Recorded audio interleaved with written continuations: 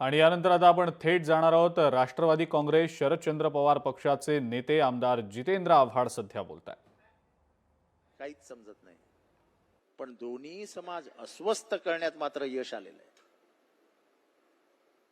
मी माझ्या पक्षाच्या व्यासपीठावरनं माननीय पवार साहेबांची परमिशन घेऊन एक विधान या ठिकाणी करतो की काल जे भुजबळ साहेबांबद्दल बोललं गेलं की त्यांच्या पेकाटात लाथ मारून त्यांना मंत्रिमंडळातनं बाहेर काढा, या विधानाचा मी या ठिकाणी तीव्र शब्दात निषेध करतो. आणि तुम्ही सगळ्यांनी हात वरती करून त्याचा निषेध करा. सगळ्यांचे हात वरती पडते पाहिजे. हे चालणार नाही. महाराष्ट्राची ही भाषा नाही.